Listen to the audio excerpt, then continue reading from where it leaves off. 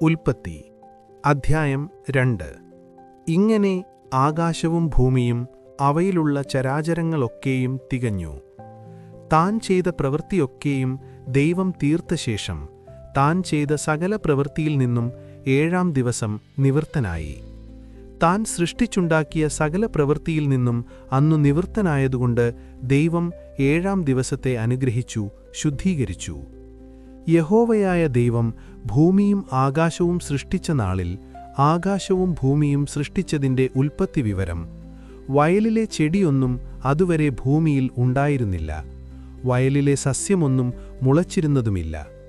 യഹോവയായ ദൈവം ഭൂമിയിൽ മഴ പെയ്യിച്ചിരുന്നില്ല, നിലത്തു വേല ചെയ്യുവാൻ മനുഷ്യനും ഉണ്ടായിരുന്നില്ല. ഭൂമിയിൽ നിന്നും മഞ്ഞു പൊങ്ങി നിലമൊക്കെയും നനച്ചുവന്നു. യഹോവയായ ദൈവം നിലത്തെ പൊടികൊണ്ടു മനുഷ്യനെ നിർമ്മിച്ചിട്ട് അവന്റെ മൂക്കിൽ ജീവശ്വാസം ഊതി മനുഷ്യൻ ജീവനുള്ള ദേഹിയായി തീർന്നു. അനന്തരം യഹോവയായ ദൈവം കിഴക്ക് ഏദനിൽ ഒരു തോട്ടമുണ്ടാക്കി താൻ സൃഷ്ടിച്ച മനുഷ്യനെ അവിടെയാക്കി. കാൺമാൻ ഭംഗിയുള്ളതും തിന്മാൻ നല്ല ഫലമുള്ളതുമായ ഓരോ വൃക്ഷവും തോട്ടത്തിന്റെ നടുവിൽ ജീവവൃക്ഷവും നന്മതിന്മകളെക്കുറിച്ചുള്ള അറിവിന്റെ വൃക്ഷവും യഹോവയായ ദൈവം നിലത്തുനിന്നു മുളപ്പിച്ചു. തോട്ടം നനപ്പാൻ ഒരു നദി ഏദനിൽ നിന്ന് പുറപ്പെട്ടു.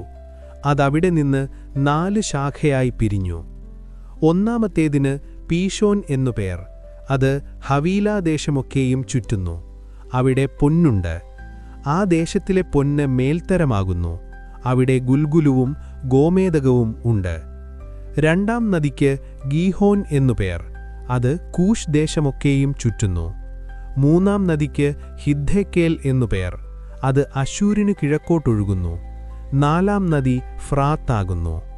യഹോവയായ ദൈവം മനുഷ്യനെ കൂട്ടിക്കൊണ്ടുപോയി ഏദേൻ തോട്ടത്തിൽ വേല ചെയ്യുവാനും അതിനെ കാപ്പാനും അവിടെയാക്കി.